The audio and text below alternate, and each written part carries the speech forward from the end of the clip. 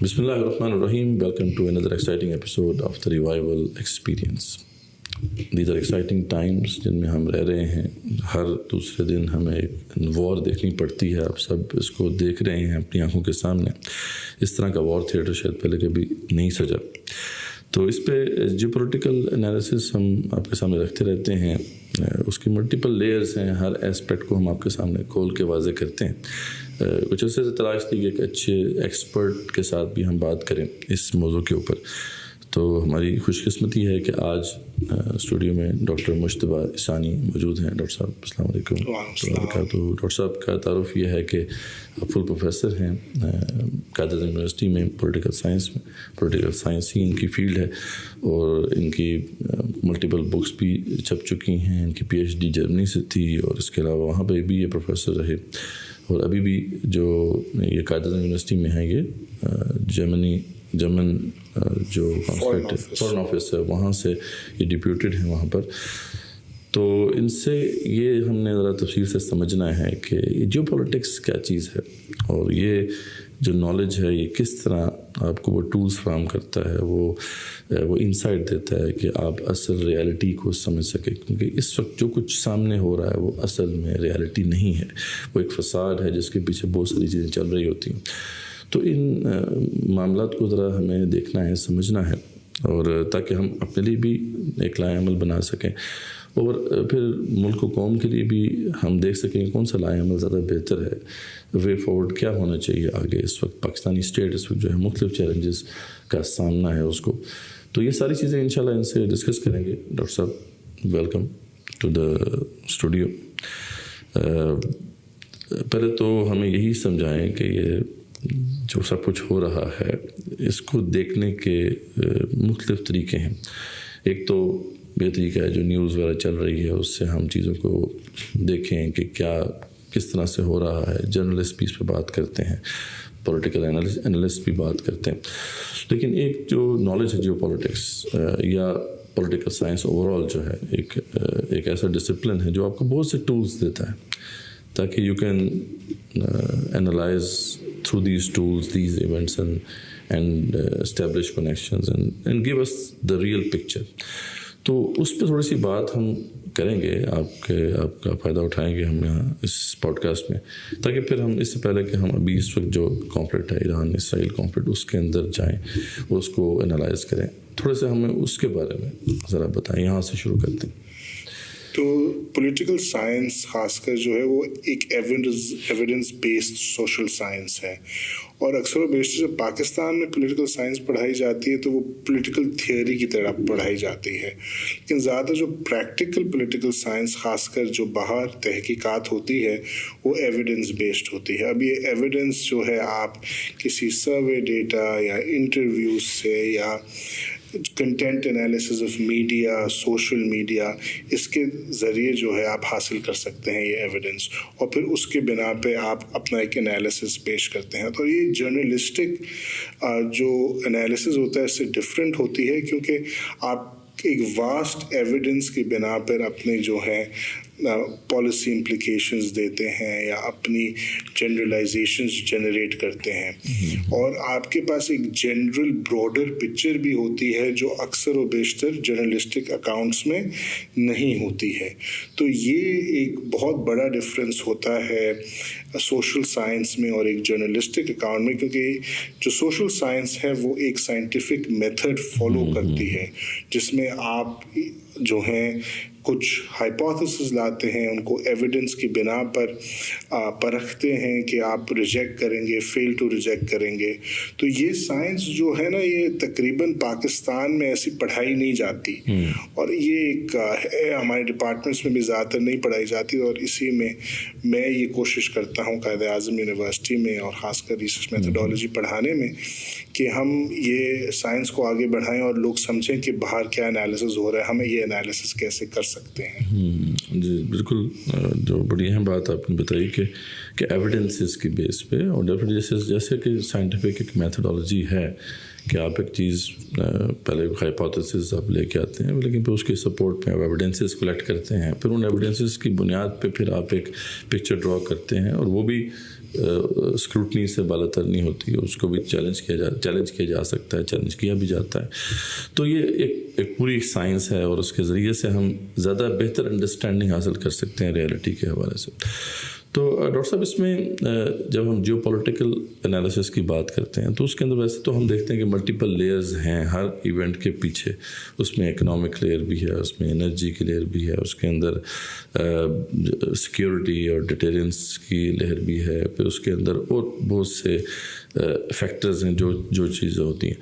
تو آپ کس طرح دیکھتے ہیں کتنی لیئرز ہوتی ہیں یہ ٹو اینالائز این ایونٹ، جس کے ذریعے سے ہم کسی ایونٹ کو انالائز کر سکتے ہیں؟ یہ ایک ڈیپر کویسچن بھی ہے، اور نارملی ہم کوزیلٹی کو ہم سوشل سائنس میں لینیئرلی دیکھتے ہیں. اس کا مطلب یہ ہوتا ہے کہ آپ کہتے ہیں کہ یہ چیزیں ایک فینومینا کو کوز کر رہی ہیں، اور یہ کافی فیکٹرز ہو سکتے ہیں اکنامک. پھر ہم کوشش کرتے ہیں ان میں سے دیکھنے کے لیے کون سا زیادہ پرومیننٹ کوز ہے، اور کمپیریٹیولی کون سا زیادہ دوسرے کازز کے مقابلے میں کون سا زیادہ پرومیننٹ کاز ہے، اور اس کا آپ انالیسس کر سکتے ہیں. دیکھ سکتے ہیں کہ بھائی یہ چلو اکنامک بھی ہے، سیکیورٹی ریلیٹڈ بھی ہے، یہ سب ہو سکتے ہیں ایک چیز کو کاز کرنے میں، لیکن ہم میری نظر میں اور ایویڈنس کی بنا پر یہ سب سے امپورٹنٹ ہے. ڈومیننٹ کیا ہے؟ بالکل، اور یہ سب سے سگنیفیکنٹ ہے. اور سگنیفیکنٹ اور سبسٹینٹیو یہ دو ٹرمز ہوتی ہیں، لیکن کون سا سب سے سبسٹینٹیو کاز ہے سر، یہ آپ ایک رف آئیڈیا آپ کو ہو جاتا ہے ایویڈنس بیسڈ انالیسز میں کہ کیا ہے. اچھا، یہ تو ایک لینئر. باقی آج کل کیونکہ ہر کازیلٹی ضروری نہیں ہے لینئر ہو. جیسے میں آپ کو کہوں کہ اکنامک ڈیولپمنٹ ڈیموکریسی کوز کر رہی ہے، ایسا عین ممکن ہے کہ ڈیموکریسی بھی اکنامک ڈیولپمنٹ کوز کر سکتی ہے. تو یہ پھر ریورس کوزالٹی ہو گئی. اب اس کو پرکھنے کے لیے بھی اور ماڈلز ہیں، کیونکہ وہ پھر ایک لینئر ڈائریکشن میں نہیں ہے. تو ایک کمپلیکس ماڈلنگ بھی ہوتی ہے سوشل فینومینا کی. تو یہ ڈفرینٹ ویز ہیں دیکھنے کے لیے، اور ڈفرینٹ میتھڈز ہیں دیکھنے کے لیے کہ کوزالٹی کس رخ پہ جا رہی ہے، اور کیا چیزیں کس چیز کو کوز کر رہی ہیں. اور یہ انالیسس بہت ضروری ہوتا ہے. میں آپ کو یہ بھی ایک، کیونکہ آپ نے اس بات سے شروع کیا کہ یہ جرنلسٹک اکاؤنٹس میں کیا فرق ہوتا ہے، یا آپ کو بتاؤ کچھ ایسی چیزیں ہوتی ہیں جو فار ایگزامپل جو آپ کسی انٹیلیجنس ایجنسی میں کام کر رہے ہیں نا، تو آپ بھی چیزوں کو اوور لک کر لیتے ہیں جو ایک اسکالر اوور لک نہیں کرتا، کیونکہ وہ آپ کے پاس ایک براڈر پکچر ہوتی ہے. اور چونکہ وہ ایک بہت وائڈ ایویڈنس ہوتی ہے، تو باہر تو ایسا ہوتا ہے کہ کافی منسٹریز کے اپنے تھنک ٹینکس ہوتے ہیں جو یہ سب sort of profound analysis کرتے ہیں. یہ ہمارے یہاں اتنا انالیسس بیسڈ پاکستان میں تو خاص کر نہیں ہے یہ کام. مطلب یہاں پہ زیادہ تر ہیومن انٹیلیجنس، یا اگر باہر کی انٹیلیجنس ہو تو ایمبیسی میں جو لوگ کام کر رہے ہوتے ہیں باہر، وہ انٹیلیجنس پرووائڈ کرتے ہیں. تو یہ انالیسس بیسڈ پالیسی میکنگ بہت فقدان ہے پاکستان میں، اور جو کر بھی رہے ہیں وہ صرف نام کی کر رہے ہیں. بڑا سپرفیشل قسم کا انالیسس کہ بس کہ وہ دوسرے کر رہے ہیں تو تھوڑا ہم بھی نام دے دیا بس کہ یہ ہو رہا ہے انالیسس. حالانکہ انالیسس کی جو ریکوائرمنٹس ہیں وہ فلفل نہیں ہوتی جس اسٹینڈرڈ پہ اسے کیا جانا چاہیے. ڈیفینیٹلی، کیونکہ وہ تو ہم آپ سے ڈسکشن پہلے بھی ہوئی تھی کہ آپ یہاں کے کافی جو اسٹریٹجک تھنک ٹینکس ہیں جتنے بھی ہیں، چاہے وہ اسٹیٹ کے تحت آتے ہیں یا پرائیویٹ ہیں، ان کو آپ جانتے ہیں، آپ جاتے بھی رہے ہیں وہاں پر. تو وہ ڈسکشن یہی آ رہی تھی کہ کچھ کوشش ہوئی ہے کچھ ادھر ادھر، لیکن یہ ہے کہ وہ جو ایک اس کی ایکڈیمک ریگر چاہیے اس کے لیے وہ نہیں ہے. تو یہ ایک مسئلہ یہاں اوور آل ہے. اور کیونکہ پاپولر جب ہم اس میں نیریٹو کی بات کرتے ہیں تو اس میں تو بس کچھ بھی چل جاتا ہے، ادھر سے ادھر آپ نے پکچر بنائی اور پھر چل گیا. پھر یہاں پہ ایک اور لینس بھی ہے جس کو ہم آڈینس کے سامنے رکھتے رہتے ہیں، وہ اسلامک ایسکیٹالوجی والا لینس بھی ہے جو بہت زیادہ پاپولر ہے یہاں پر، کہ جی حدیث میں یہ آیا تھا تو بس اب یہ ہو گیا. تو کئی دفعہ تو تھرڈ ورلڈ وار شروع کروا چکے ہیں، لیکن وہ ہوتی نہیں، پتہ نہیں کیوں نہیں ہو رہی. تو یہ بڑا ایک یہاں پہ آبسیشن ہے کہ تھرڈ ورلڈ وار شروع ہو جائے بس کس طریقے سے, یا this is the event that marks the beginning of the third world war, the grand war جو کہ آرمیگیڈن جسے کہتے ہیں, یا مرمت الکبریٰ. تو یہ مختلف یہاں پہ تو یہ چیز چل رہی ہے. لیکن یہ ہے کہ جیسے جو آپ سے یہ سوال کرنے کا مقصد بھی یہ تھا تاکہ ہماری آڈینس کو یہ پتہ چلے کہ there are other more sophisticated tools are available as well to understand this, to understand any event or any aspect of reality in political reality جسے ہم کہتے ہیں, اور وہ کیا جانا چاہیے تاکہ we can really understand کہ ہم کہاں پہ کھڑے ہیں اور ہمیں آگے کس جگہ پہ جانا چاہیے. تو یہ ایک بہت بڑا مسئلہ ہے یہاں پہ, اور یہ جیسا کہ آپ کو پتہ ہے کہ یہ بہت اوپر سطح پہ یعنی حکومتی سطح پہ بھی یہ مسئلہ ہے, اور نیچے پاپولر سطح پہ تو خیر کچھ بھی چل جاتا ہے, یعنی every thing market is there for every thing in this aspect. تو اس کے بارے میں کیا کہتے ہیں آپ کہ کافی کچھ عرصے سے پاکستان میں ہیں اور آپ نے یہ سب چیزیں دیکھی ہیں؟ تھوڑا میں آپ کو یہ ایسکیٹالوجی کے بارے میں جن کو نہیں پتہ, مطلب ایسکیٹالوجی کا مطلب ہوتا ہے کہ جو آخر زمان کی جو نشانیاں ہیں, تو یہ صرف ویسے اسلام اور پاکستان تک محدود نہیں ہے. یہ جو ہے پوری مطلب دوسرے مذاہب میں بھی, چاہے بدھزم ہو, چاہے کرسچینٹی ہو, چاہے جوڈائزم ہو. اور چونکہ ابھی یہ اسرائیل اور ایران کا کانفلکٹ ابھی چل رہا ہے, تو ایک اسرائیل میں اصطلاح استعمال ہوتی ہے میسیانک جوز, اور یہ نیتن یاہو کا جو کیمپ ہے وہ خاص کر یہ میسیانک جوز, اور وہ جو زیادہ تھوڑے سیکولر ہوتے ہیں وہ کہتے ہیں کہ بھائی یہ میسیانک زائنسٹ جو ہیں ہمیں تباہ کر کے رکھ دیں گے, جیسے پہلے اس زمانے میں رومنز آ گئے تھے میسیانک جوس کی وجہ سے, تو واپس وہ تباہ کاری کی طرف ہمیں راغب کر رہے ہیں.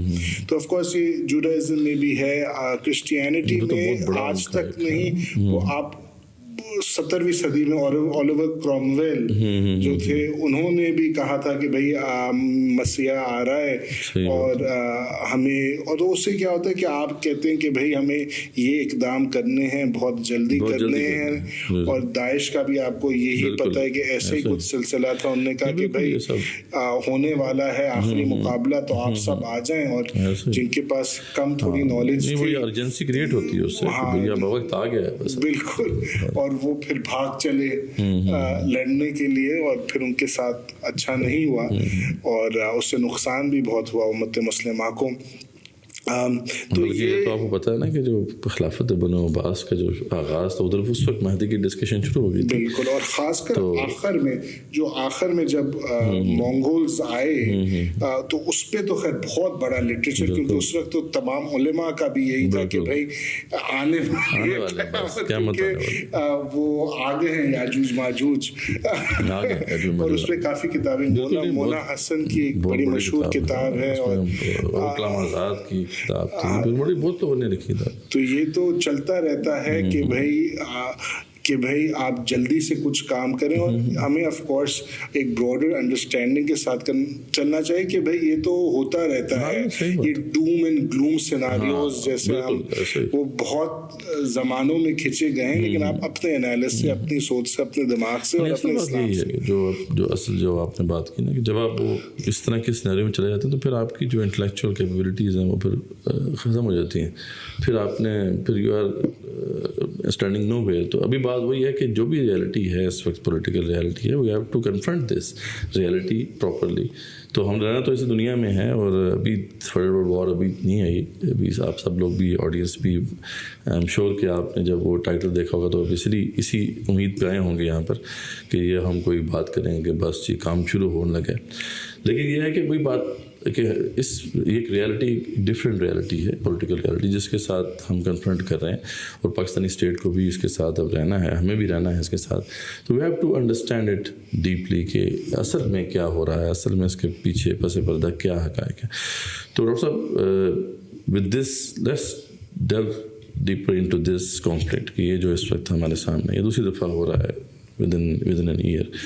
تو آخر یہ کیا ایسا معاملہ ہے, آخر ایران جو ہے وہ ان کے لیے اتنا امپورٹنٹ کیوں ہے کہ اس کو ختم کرنا ہے, یا اس کو جو ہے ڈی نیوٹرلائز کرنا ہے, جس طرح بھی معاملہ ہے. یہ کافی عرصے سے ہم اس کو دیکھ رہے ہیں. اور اس میں اسرائیل کا بہت بڑا جو ہے وہ اسٹیک ہے ڈیفینیٹلی، لیکن امریکہ اس میں ہمیشہ انوالو ہوتا ہے. تو اس پہ بھی ہم بات کریں گے کہ آخر یہ کیا وجہ ہے کہ اسرائیل جو ہے وہ ڈریگ کر لیتا ہے امریکہ کو ہر اس طرح کے کانفلکٹ میں. ہے کچھ ایپسٹین فائل سے کچھ ہمیں آئیڈیاز تو ہوئے، کچھ ڈفرینٹ قسم کے آئیڈیاز سامنے آئے کہ آخر اس کی کیا وجہ ہے. لیکن یہ کیا امریکہ کے اس میں انٹرسٹ کیا ہوتے ہیں جب وہ اس طرح کے کانفلکٹ میں وہ بھی آ جاتے ہیں. تو یہ تھوڑا سا اس کے اوپر تھوڑی سی بات اب کرتے ہیں کہ how do you see this conflict ابھی اس وقت جو ہمارے سامنے انفولڈ ہو رہا ہے، اور اس کا بیک گراؤنڈ کیا ہے، اور پھر کیا اس کا فیوچر نظر آ رہا ہے آپ کو. تو ایک جو سمپلسٹک انالیسس ہے، اور یہ میرے خیال سے سب سے پرٹیننٹ انالیسس بھی ہے، کہ ابھی جو دو اسرائیل کے جو ایمز ہیں وہ ایک تو یہ ہے کہ ایران کی جو بیلسٹک مسل کیپیبلٹی ہے اس کو ختم کیا جائے، اور دوسری جو نیوکلیئر کیپیبلٹی ہے اس کو ختم کیا جائے. تھوڑا اس کا پس منظر میں آپ کو دے دوں کہ شروع میں تو آپ کو پتہ ہے جب 1967 اور 73 کی وار ہوئی تو یہ نہ لیبنان تھریٹ تھی اور نہ ایران اس وقت تھریٹ تھا. اس وقت تو عرب سوشلزم اور جو یہ سب بڑے تھریٹ تھے. پھر آف کورس اسرائیل کے لیے سب سے بڑے تھریٹ تو حزب اللہ بن گئی ان کے بارڈر پہ، اور پھر سیریا، پھر یہ جو ایرانی کریسنٹ ہے یہ ان کے لیے سب سے بڑی تھریٹ بن گیا. اور پھر آف کورس ان کا جو انالیسس تھا وہ یہی تھا کہ ان کو کنٹرول کریں. جو اسرائیل کام کرتا ہے وہ ایسے اپنی سیکیورٹی کو سینٹرک سرکلز میں دیکھتا ہے. ایک تو وہ سرکل ہے جو اسرائیل کی نیبرنگ کنٹریز ہیں، پھر وہ سرکل آتا ہے جو عرب کنٹریز کا ہے، ہسٹوریکلی وہ ایک ان کے لیے ایک چیلنج رہا ہے، اور پھر تیسرا سرکل ہے وائڈر مسلم ورلڈ، اور پھر دوسری ورلڈ کی جو کنٹریز ہیں وہ ہیں. تو سب سے پہلے تو ان کو یہ تھا کہ ہم نیوٹرلائز کریں جو ہماری نیبرنگ کنٹریز ہیں، مطلب ادھر سے تو تھریٹ آ رہا ہے. اس میں دو بڑے تھریٹ تھے، ایک لیبنان میں حزب اللہ اور پھر سیریا میں بھی حزب اللہ اور ایرانین پراکسیز جو تھیں وہ ان کے لیے مطلب ان دس ایرا یہ سب سے بڑا تھریٹ تھا. تو پھر حزب اللہ کو ختم کرنے کے لیے ان کو پتا تھا کہ حزب اللہ اور وہ جو سیرین میں پراکسیز اس کے پیچھے ایران ہے، تو جب تک ایران کو ٹیکل نہیں کیا جائے گا تب تک یہ ہمیں تنگ کرتے رہیں گے. تو ان کا امیڈیٹ ایم تو یہی ہے کہ ہم لیبنان اور سیریا میں یہ جو پراکسیز ہیں ان کو ایک فائنل کوئی ہو جائے تاکہ ہم مطلب یہ سیکورٹی تھریٹ ہم سے چلا جائے. تو اس کے لیے انہوں نے آف کورس ان کا پلان کافی عرصے سے بنا ہوا تھا، پہلے حزب اللہ کو اٹیک کرنے کا اور پھر ایران کو اٹیک کرنے کا. پھر انہوں نے دیکھا کہ بھائی اکتوبر 7 کے بعد جو صورتحال پیش آئی تو ان کو لگا کہ یہ اچھا ابھی مومنٹ آ گیا ہے کہ ہم اٹیک کر لیں حزب اللہ کو. پھر آپ نے دیکھا انہوں نے حزب اللہ کے ساتھ کافی جو ہے زبردست کوئی اٹیک کیا، اور ٹاپ قیادت بھی اور کافی کیپیبلٹیز کو بھی نقصان پہنچایا. ابھی آپ نے سنا ہوگا آج بلکہ کہ حزب اللہ نے کچھ راکٹ فائر کیے ہیں، لیکن وہ والی بات نہیں ہے حزب اللہ کی جو پہلے والی بات تھی. وہ تھوڑا کر رہے ہیں لیکن وہ کیپیبلٹیز نہیں ہے. اچھا، تو جیسے میں اس کی کڑی جو تھی وہ یہ تھی کہ ایران جو ہے یہ مین، اور ایران آف کورس ایک ان کو نہ ہی صرف ایک سیکورٹی تھریٹ لگتا ہے، ایک سویلائزیشنل تھریٹ بھی لگتا ہے. وہ سمجھتے ہیں کہ ایران ایک بڑی پاور ہے، ایک بڑی ہسٹری رکھتا ہے. تو ان کا ہمیشہ سے پلان ضرور رہا تھا ایران پہ اٹیک کرنے کا. آپ نے دیکھا تھا پچھلے دفعہ ایک 12 ڈے وار ہوئی، اس میں ایران نے آخر میں یہ بیلسٹک مسلز مارے اسرائیل کو. اچھا، اس میں سے کچھ اسرائیل کو لگ گئے. اسرائیل اس وقت یہ کانفیڈنس رکھتا تھا کہ ان کا ایک جو لانگ رینج مسلز کا ڈیفینس سسٹم ہے اس کو ڈیوڈ سلنگ کہتے ہیں کہ وہ روک لے گا ایرانین مسلز کو، لیکن کچھ کو نہیں روک سکا. مطلب وہ اتنا ایفیشینٹ نہیں تھا جتنا آئرن ڈوم ہے راکٹس کو روکنے کے لیے. تو آف کورس ان کو لگا کہ یہ تو ایک لانگ ٹرم تھریٹ بھی. اگر Iran for example 500 muscles ballistic مہینے کے پروڈیوس کر رہا ہے تو ہمارے پاس تو پھر इतनी बैटरीज ही नहीं रहेंगी स्टोर में कि हम ये थ्रेट को काउंटर कर सकें इन द फ्यूचर। और खासकर फॉर एग्जांपल एक अमेरिकन प्रेसिडेंट आ जाता है जो इतना सपोर्ट नहीं करे इसराइल को जितना डोनाल्ड ट्रंप या उसका प्रीडिसेसर कर रहा है, तो फिर तो हमारे लिए बड़ा मसला बन जाएगा। हम कैसे बैलिस्टिक मिसाइल थ्रेट को भी, और बैलिस्टिक मिसाइल रॉकेट्स की तरह नहीं होते, क्योंकि बैलिस्टिक मिसाइल्स जो हैं वो काफ़ी नुकसान पहुंचाते हैं और ऑफ कोर्स काफ़ी डेथ्स में रिजल्ट कर सकते हैं। तो ऑफ कोर्स उनका अभी उस वॉर के बाद एक मेन एम ये हो गया कि हमें कुछ भी करके ईरान का ये बैलिस्टिक मिसाइल का थ्रेट जो है उसको न्यूट्रलाइज करना है। और उसके लिए अभी आप देखा होगा 2 हफ्ता पहले भी इरादा था जंग का, फिर लेकिन नेतन्याहू ने ट्रंप को रोक दिया, क्योंकि ट्रंप चाह रहा था कि हम एक लिमिटेड वॉर करें और जैसे पहले की थी और फिर उसके जरिए और ख़त्म कर दें मामले को। लेकिन नेतन्याहू ने कहा कि अगर हमने जाना है तो इस इरादे से जाना है कि बैलिस्टिक मिसाइल थ्रेट ख़त्म करना है।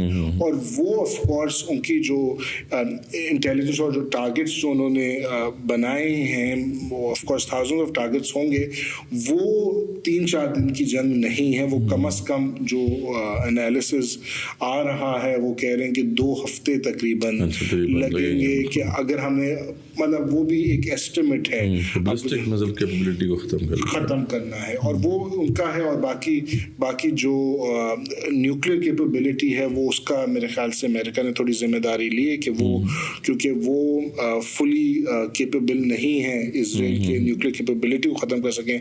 वो नंबर आ रहा है 60% इनरिच कर लिया है ईरान ने यूरेनियम। अब पता नहीं, लेकिन जो भी है वो अमेरिका जो है उसको न्यूट्रलाइज करने की कोशिश करेगा। वो में क्या पता कम टाइम लगे, लेकिन ये बैलिस्टिक मिसाइल थ्रेट को तो ये एक मेजर एम है इस वॉर का। ये बड़ी मेजर जो ऑब्जेक्टिव है वो ये वाला है। बिल्कुल। और अक्सर हम समझते हैं कि आपने सुना होगा कि एक रिजीम चेंज ये एक बड़ा ऑब्जेक्टिव है, लेकिन ये एक हो जाए तो अच्छा है, लेकिन ये मेरे ख्याल से रियलिस्टिकली उनको भी पता है कि ये बहुत मुश्किल है। अब वो उधर बेवकूफ़ नहीं है, उनको भी ऑफ कोर्स उन्होंने भी तारीख पढ़ी कि रिजीम चेंज इतना आसानी से आना बहुत मुश्किल होता है। अब उन्होंने ऑफ कोर्स आयतुल्ला खामेनी को तो अभी वो नहीं रहे हैं, तो उनको पता है कोई नया लीडर तो आएगा ही आएगा। अब वो लीडर मुझे एग्जैक्टली तो नहीं पता, लेकिन उनकी प्रेफरेंस तो होगी कि एक ऐसा लीडर आए जो थोड़ा सॉफ्ट कॉर्नर लगता हो, वैसे नेगोशिएट कर सकता हो वैसे। लेकिन वो तो हमें 2-3 दिन बाद ही पता चलेगा जब इलेक्ट हो जाए कि क्या पता कि वो नेगोशिएशन करने में इंटरेस्टेड हैं कि नहीं है। अच्छा, ऑफ कोर्स उनका जो नंबर 1 चॉइस है वो तो रजा पहलवी ही है, क्योंकि वो क्योंकि वो बहुत प्रो इजराइल है।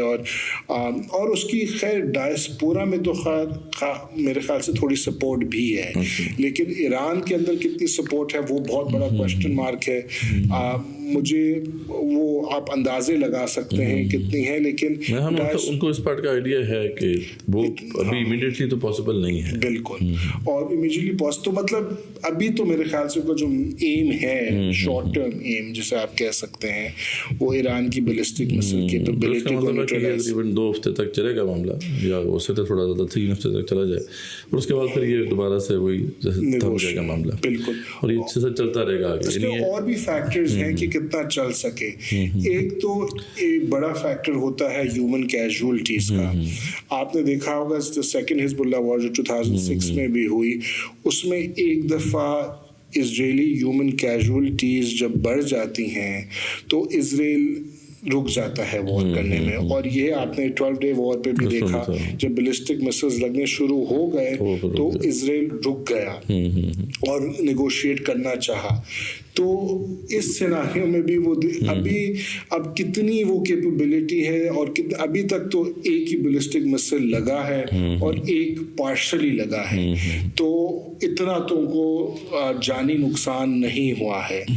और 3 अभी तक यूएस सर्विस में मरे, तो वो भी इतना नुकसान नहीं हुआ। तो दोनों पहलू हैं कि कितना नुकसान पहुंचा सकें और आपने कितने अपने एम्स पे करनी पड़ेगी। और फिर ऑफ कोर्स एक बड़ा पहलू है गल्फ कंट्रीज का अभी जो आया है, क्योंकि ईरान ने अनएक्सपेक्टेडली। वैसे मैं आपको ये भी बताऊं कि इतना एक्सपेक्ट उन्होंने नहीं किया था कि इतना वाइडर अरीना ईरान बिछाएगा कि यहाँ तक कि इराकी कुर्दिस्तान में भी ईरान ने भी कर दिया। हाँ, तो इतना ये एक्सपेक्टेशन से ज़्यादा है। और मतलब इसका ये मतलब है कि ईरान इज़ डेस्परेट। हाँ, ये तो इस पे भी आते हैं कि ईरान का क्या था। इससे पहले थोड़ा सा हम चाहते हैं कि अमेरिकन इंटरेस्ट को देख लें कि यूएसए का इसमें क्या इंटरेस्ट है। ये तो बहुत ज़्यादा डिस्कशन जो हो रही है, मुख्तलिफ जर्नलिस्ट ने भी बात की, एनालिस्ट ने भी बात की कि ये इसमें जो है अमेरिका को ड्रैग कर रहा है इसराइल, ठीक है कि नहीं। वो बल्कि इस तरह भी उन्होंने अल्टीमेटम दिया था कि हम तो करने जा रहे हैं, तो इसलिए फिर मजबूरन जो है डोनाल्ड ट्रंप को भी वहाँ पे ये बताना पड़ा कि चलो हम भी इसका पार्ट बनते हैं। तो अमेरिका इसमें क्या इंटरेस्ट है? क्या वही जो कॉन्स्पिरेसी थ्योरीज थी पहले, अब तो है उनकी बहुत सारी चीज़ें हमारे सामने वाज़े हो रही हैं कि इसराइल का एक बहुत ज़्यादा इन्फ्लुएंस है अमेरिकन जो भी टॉप लीडरशिप है उसके ऊपर। तो क्या वो उस इन्फ्लुएंस की वजह से है या अमेरिका का अपना भी इसमें कुछ इंटरेस्ट है? अगर है तो वो क्या है? तो पहली बात तो ये है कि मैं आपको ये बताऊँ, ये कंस्पिरेसी थियरी नहीं रही है कि इजराइल का इन्फ्लुएंस अमेरिका पे बहुत ज़्यादा है। वो इस वजह से आपको मैं इसको थोड़ी एकेडमिक लाइट भी दूँ कि पहले ये इसको हम रद्द कर देते थे कि ये कंस्पिरेसी रेल्म में है, लेकिन आप दो बहुत मशहूर पॉलिटिकल साइंटिस्ट, एक जॉन मर्शहाइमर, वो top realist scholar international relations में, और फिर स्टीवन वॉल्स, जो आप कह रहे हैं कि जो फाउंडर था स्ट्रक्चरल रियलिज्म का। तो जो दो टॉप आप स्कॉलर समझ लें आईआर के, उन्होंने किताब लिखी थी इजराइल लॉबी। अच्छा, बिल्कुल बहुत मशहूर किताब उन्होंने लिखी। और उसकी इम्प्लिकेशन ऑफ कोर्स उन्होंने कहा कि अमेरिका कभी कभी सपोर्ट करता है इजराइल को जब उसका खुद का भी इंटरेस्ट ना अलाइन करता हो। वो इस वजह से क्योंकि जो इजराइल लॉबी है अमेरिका में वो बहुत स्ट्रांग है, और उसका सबसे बड़ा जो हिस्सा है इजराइल लॉबी का, उन्होंने कहा वो एपैक है, वो American Israeli political action committee.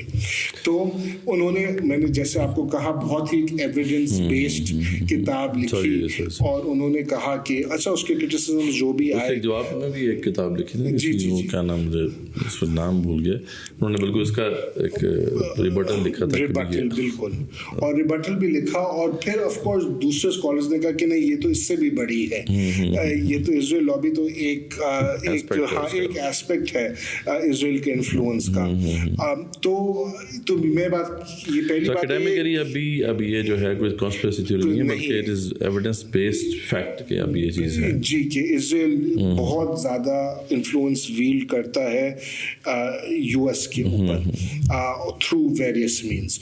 अच्छा, अभी ये बात दुरुस्त है कि थ्रू आउट इजराइल्स इंडिपेंडेंस के बाद भी एक American policy, foreign policy M रहा है इजराइल की प्रोटेक्शन, और वो तो रहा है। लेकिन अभी ये जो ट्रम्प गवर्नमेंट आई, उसका एक जो अपने वोट बैंक और अपने बेस से ये वादा था कि हम ज्यादा फॉरेन कॉन्फ्लिक्ट्स में नहीं जाएंगे, और इससे तो सबसे जो है वो और फिर ये काम किया। जैसे आपको ट्रम्प अपनी बेस से बहुत क्लोज है और ये सब बातें भी हैं, और फिर भी ट्रम्प अभी ईरान में चला गया, जबकि काफ़ी लोगों ने उसको एडवाइजर्स ने और ये सब रिपोर्ट्स आई कि पेंटागन ने भी डिले करने की कोशिश की, जो भी करने की, लेकिन फिर भी ट्रम्प चला गया। तो ऑफ कोर्स ये क्वेश्चन मार्क्स रेज करता है कि अमेरिका एक ऐसे कॉन्फ्लिक्ट में अभी क्यों गया, जबकि वो क्या पता फुली अमेरिकन इंटरेस्ट से अलाइन ना करता हो। क्योंकि ये जो जैसे आपको बता रहा हूँ बैलिस्टिक मिसाइल थ्रेट, ये क्या पता आगे जाके यूरोप और अमेरिका के लिए थ्रेट बने, लेकिन इस वक्त तो कोई थ्रेट नहीं है। और न्यूक्लियर पे तो आपको पता है कि इमाम खामेनी का भी फतवा था, और इसकी वजह से कुछ लोग का तो ये कहना था कि अगर इमाम खामेनी नहीं होते तो क्या पता ईरान न्यूक्लियर कैपेबिलिटी डेवलप कर लेता कि तो इनकी वजह से वो थोड़ा स्लो थे। और जब भी निगोशिएशन होती थी वो कहते थे कि ये ऑन द टेबल एग्रीएबल है कि आप हमारा न्यूक्लियर ले लें और हम उसके बदले हमें कंसेशन, जो भी उसके पीछे हिकमत हो, जो भी हो, वो उनको बेहतर पता होगा, लेकिन ये तो उन्होंने पीछे रखा। तो ब्रॉडली स्पीकिंग, और आपको पता है एक दिन अटैक से पहले ओमान ने अनाउंस भी कर दिया कि भाई ईरान तैयार हो गया है आपकी जो न्यूक्लियर से मुतालबे हैं उनको पूरे करने के लिए। तो वाइडर सेंस में तो यही नज़र आ रहा है कि इजराइल जो था उनको एक अच्छा विंडो मिल गया कि ऑफ कोर्स इमाम खमैनी को असैसिनेट करने का उनको एक अच्छा विंडो मिल गया। उनके पास ऑफ कोर्स बहुत अच्छी इंटेलिजेंस गैदरिंग्स होंगी जिसकी बिना पे उन्होंने कर दिया। और उनको ऑफ कोर्स जैसे मैंने आपको कहा ये बैलिस्टिक मिसाइल थ्रेट तो उनके लिए एक बहुत बड़ा, तो ये दोनों काम जब हो रहे होंगे तो उन्होंने अटैक कर लिया। तैयार तो वो वैसे ही थे, और ये तैयारी जैसे मैंने आपको कहा इस आज की तैयारी नहीं है, काफ़ी सालों की तैयारी है। ये 2006 के बाद तक की तो आप देख लें 19 साल की तैयारी जो है अभी रंग ला रही है।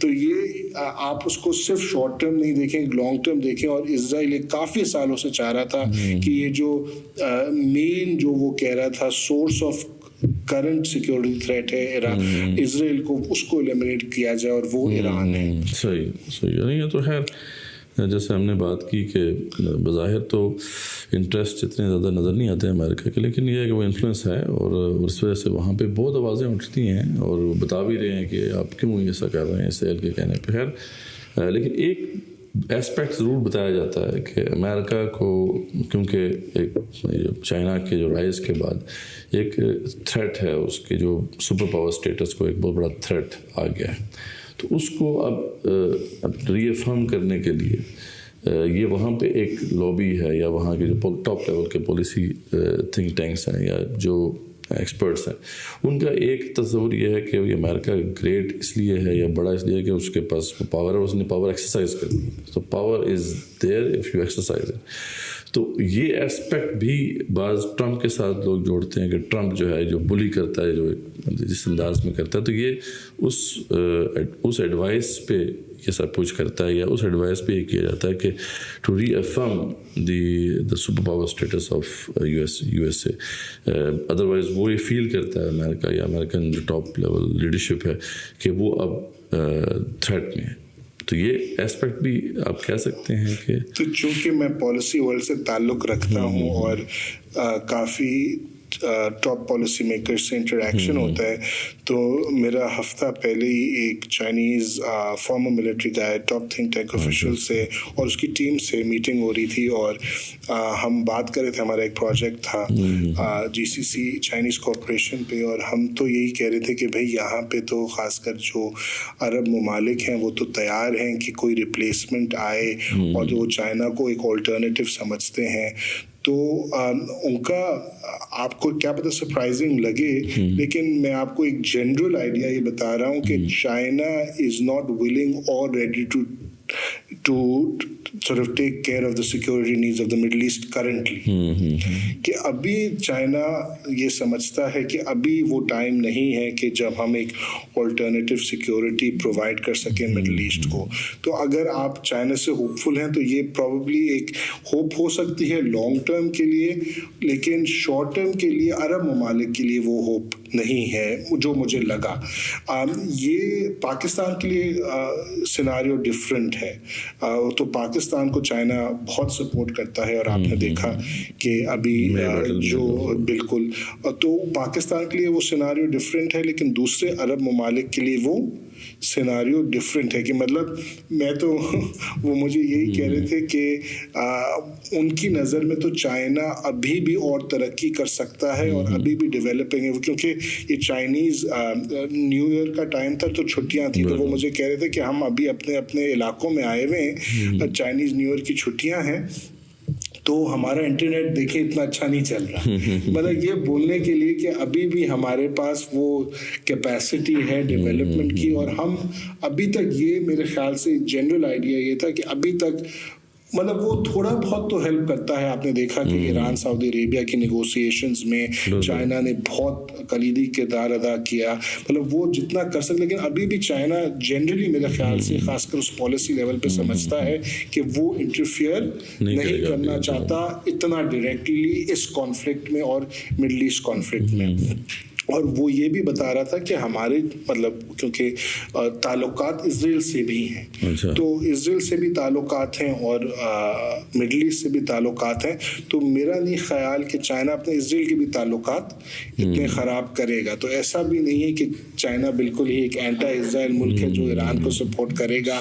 اور ویسے باتیں تو ہو رہی ہیں کہ جی ویپنز جانے لگے ہیں, ایران کو ویپنز جا رہے ہیں اور رشیا بھی سپورٹ کر رہا ہے. اچھا رشیا کا تھوڑا اور, کیونکہ رشیا کو چونکہ ایران نے سپورٹ کیا, ابھی بھی ڈرونز دیے, تو رشیا کا کیا پتہ زیادہ وہ رسپانسبلٹی بنتی ہے کہ ایران کو سپورٹ کرے. اب کتنا سپورٹ کر رہا ہے وہ سب آپ اندازہ لگا سکتے ہیں. چائنا کتنا سپورٹ کر رہا ہے وہ بھی آپ تھوڑا بہت کہہ سکتے ہیں. لیکن یہ سمجھنا کہ چائنا جو ہے ریپلیس کر دے گا یو ایس کو ایک سیکورٹی پرووائڈر کی مڈل ایسٹ میں, یہ تھوڑا کہ آپ زیادہ امید لگا رہے ہیں چائنا سے, اور چائنا اس کے لیے ابھی تک اتنا ریڈی نہیں ہے. اور یہ امریکہ کو بھی اس کا اندازہ ہے کہ چائنا اس طریقے سے ابھی ہمیں چیلنج نہیں کر رہا ان سارے اسپیکٹس میں. ہاں اکنامیکلی یس ڈر لگا ہوا ہے چائنا سے, لیکن کیونکہ وہ دیکھ رہا ہے کہ چائنا اکنامکلی بہت آگے نکل رہا ہے, اور صرف اکنامکلی وہ بات نہیں, آپ افریقن کنٹریز میں دیکھ لیں اور ٹیکنالوجی میں بھی. تو ایسا بھی ہے کہ Chinese technology is now as good as western technology, تو یہ ان کو ہر چیز میں مقابلہ دے رہا ہے. لیکن میں آپ کو ایک چائنیز پرسپیکٹو بتا رہا ہوں, وہ پرسپیکٹو یہ ہے کہ ہم نے ابھی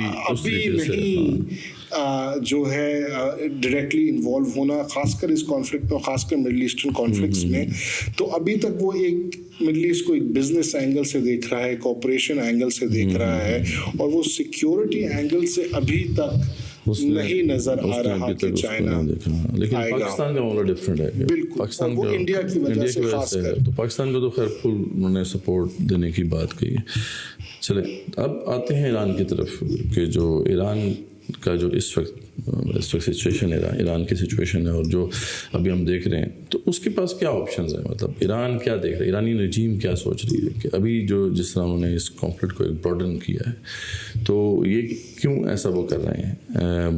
حالانکہ مطلب جہاں پہ بھی سوالات اٹھ رہے تھے کہ اسرائیل کے خلاف ان کا سارا معاملہ تھا, تو وہ ان کے خلاف لڑائی کرے, تو یہ سارے گلف اسٹیٹس کو بھی بیچ میں کیوں انہیں انوالو کیا. بلکہ ایون کہ ہم نے دیکھا کہ جب برٹش اور فرینچ نے بھی جب کہا کہ ہم سپورٹ کریں گے, تو انہوں نے ان کے بھی جو ایسٹس ہیں ان کو نشانہ بنایا. تو they are like willing to go for anything that is against them. تو کیا یہ سسٹینیبل ہے, مینیجیبل ہے, یا کیا یہ سوچی سمجھی ایک بات ہے جو یہ کر رہے ہیں, یا پھر یہ ہے کہ یہ ایک ڈیسپریٹ موو ہے ان کی طرف سے. تو کافی ادھر سے جو ویسٹرن فیڈ بیک آ رہا ہے کہ یہ ایک ایرانین ڈیسپریٹ موو ہے, اور یہی ایک نیریٹو چل رہا ہے, کیونکہ انہوں نے آف کورس ایسا ایکسپیکٹ نہیں کیا تھا کہ اتنا وائڈ ریجنگ ہو. لیکن میرے خیال سے یہ ایک ریشنل موو ہے. وہ اس وجہ سے ریشنل موو ہے ایران کی, کیونکہ انہوں نے تو ویسے ہی تہیا کر لیا ہے کہ جیسے میں نے آپ کو کہا کہ ایران کے بیلسٹک میسائلز کے ریزروز بھی جو ہیں ان کو بھی تباہ کرنا ہے, جو کیپیبلٹیز ہیں ان کو, تو جیسے اسرائیل تباہ کر سکتا ہے ویسے تو گلف ممالک ویسے ہی نہیں کر سکتے. تو اگر ان کے کوئی, اور یہ جو سب آپ برٹش اور فرینچ کی بھی بات کر رہے ہیں, جیسے عمان میں ایک بڑی برٹش بیس ہے تو وہ امریکہ بھی استعمال کرتا, تو ایسا نہیں ہے کہ جو برٹش اور فرینچ بیسز ہیں وہ برٹش تو خاص کر کہ وہ امریکہ استعمال نہیں کرتا. تو یہ سب جو ٹارگیٹس کر رہے ہیں اس کے پیچھے انہوں نے تھنکنگ ہے, ایسا نہیں ہے کہ انہوں نے ایسے ہی کر دیے ہیں. تو اس کے پیچھے تھنکنگ ہے, اور ان کو تو پتا ہے کہ اس سے زیادہ تو وہ ہمیں اب کر ہی نہیں سکتے. تو انہوں نے تو भाई उन्होंने उनका सुप्रीम लीडर मार दिया और उनको ये दोनों कैपेबिलिटीज को न्यूट्रलाइज करने की कोशिश करे, तो उससे ज्यादा उनको क्या कर सकते हैं? मतलब तो यही है, तो ये एक रैशनल मूव मुझे लगा कि उन्होंने कहा कि भाई अभी मतलब बजर मैं आपको कह रहा हूँ उधर से तो ये आ रहा है लेकिन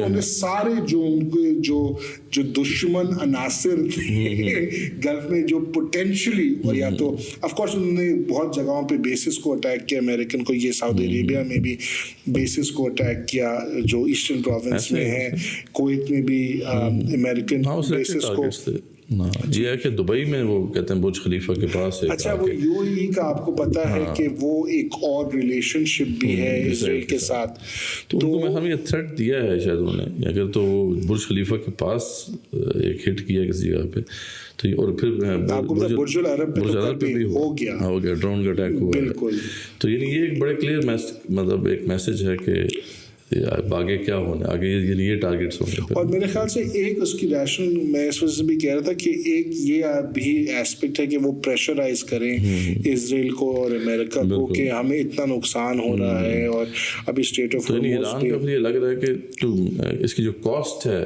इस बैटल की वो उनके लिए बढ़ा दी जाए जिस तरह भी हो जाए, ताकि वो फिर और स्टेक होल्डर्स भी आ जाएंगे इसमें, तो फिर ये मसला जो है शायद de-escalate.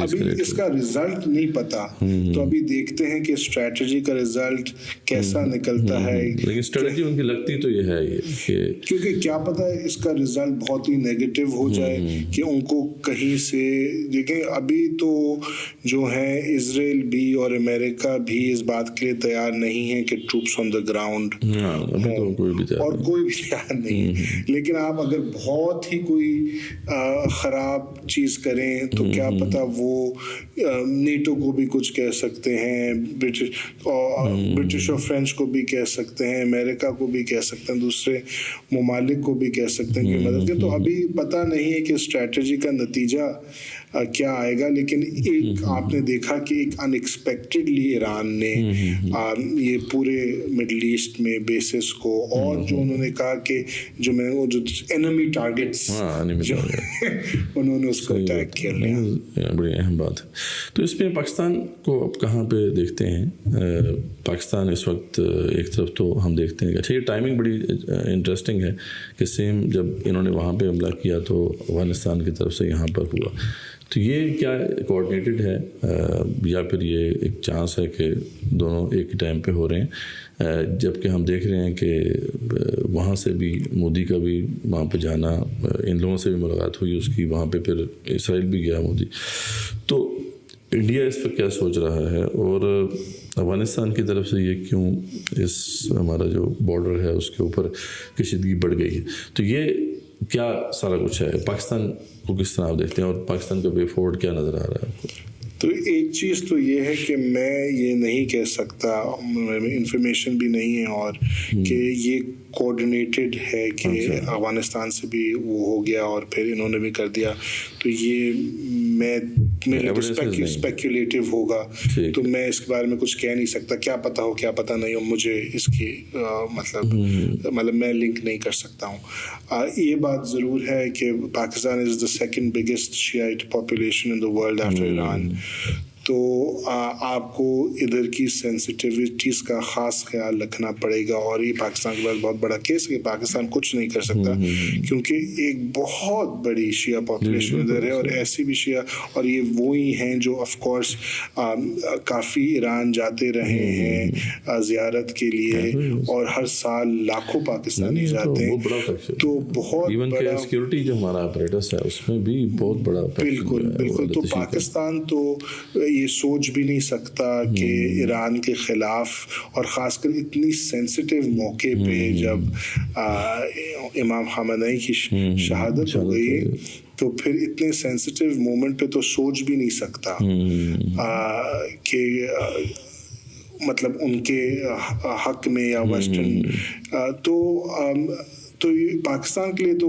Of course best strategy यही नज़र आ रही है कि ये इस कॉन्फ्लिक्ट में तो न्यूट्रल रहे। जॉइंट डिफेंस पैक्ट का फिर क्या बनेगा, उसका अक्सर सवाल लोग कर रहे हैं कि जो जॉइंट डिफेंस तो आप देखिए Saudi Arabia attack on Riyadh, تو کیا یہ انووک ہو جائے گا؟ اور نہیں ریاض پہ بھی وہ اس کے ایسٹرن سائڈ پہ کیا ہے تو وہ ریاض کے اندر نہیں ہے, اس کی ایسٹرن سائڈ پہ ہے. تو وہ تو آپ دیکھ رہے ہیں کہ سعودی ایئر اسپیس بھی کھلی ہے. تو سعودی عربیہ کا جو ایسٹرن پروونس ہے جہاں آپ کو کیا پتا, لیکن وہاں پہ امریکن ٹروپ اسٹیشنڈ ہیں اور امریکن ایئر بیس بھی ہے, اور یہ ان کا آئل رچ پروونس بھی ہے. اور انٹرسٹنگلی یہاں پہ ایک بہت بڑی شیعہ پاپولیشن بھی ہے. دس از دیر شیعہ پاپولیشن کا گڑھ ہے. تو بہت چیزیں ہیں جو ایران کو انکریج کریں گی ایسٹرن پروونس پہ, لیکن اس کا یہ مطلب نہیں ہے کہ وہ سعودی عربیہ میں لائک اٹیک کریں گے. ہاں بالکل. تو وہ تو میرے خیال سے کوئی ارادہ بھی نہیں ہے. یہ تو پہلے بھی آپ کو اگر پتا ہو حوثیوں نے ایسٹرن پروونس پہ اٹیک کیا تھا اور وہ انہوں نے روک دیے تھے.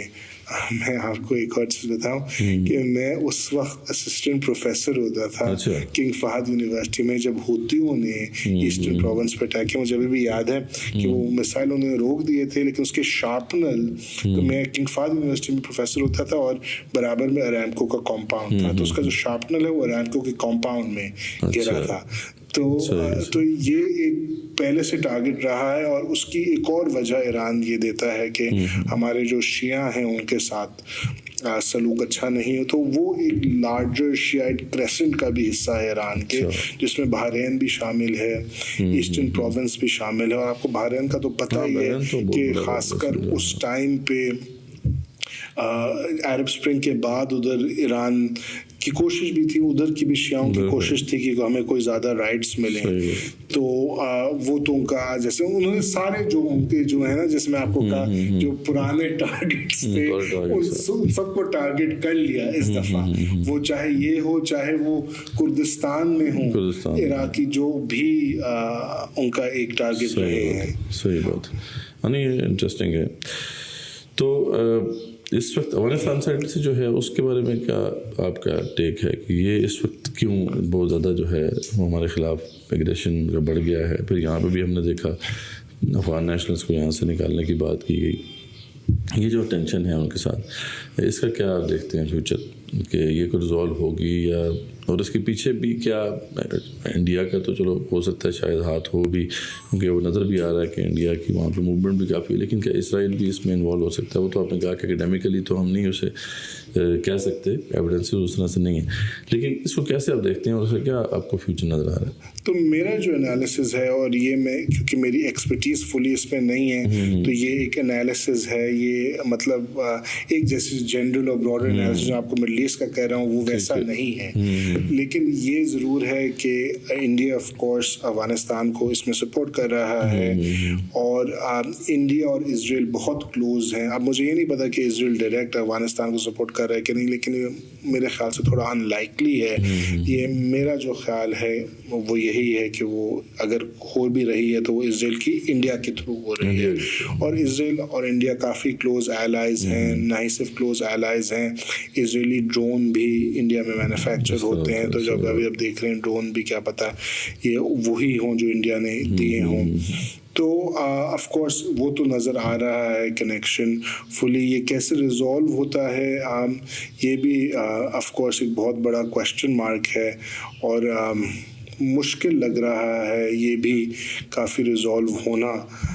ہوپ فلی بس یہی ہے, اور آپ کا کیونکہ یہ پلیٹ فارم بھی ہے کہ مسلمان جو ہیں وہ آپس میں اکٹھا ہوں, سعودی عربیہ ان کو سمجھائے افغانستان کو, جو دوسرے ایکٹرز ہیں نیبرنگ, چاہے وہ ایران ہوں چاہے وہ دوسرے مسلمان ایکٹرز ہوں جن کا کچھ انفلوئنس ہو افغانستان میں, وہ پاکستان افغانستان کو قریب لائیں, کیونکہ یہ تو بالکل ہماری ایئر اسٹرائکس بھی بہت ہوئی ہیں پچھلے ایک ہفتے سے, بہت زیادہ کشیدگی ہے. بالکل بالکل, اور یہ ہمارے لیے اچھا, میرے خیال سے تو اچھا ہوگا کہ آف کورس یہ لڑائیاں نہ ہوں, اور آف کورس آئیڈیلی تو یہ ٹیررزم بھی تحریک طالبان پاکستان اور طالبان کا ختم ہو, تو آئیڈیلی تو اور بزنس ٹائز ریزالو ہوں پاکستان افغانستان.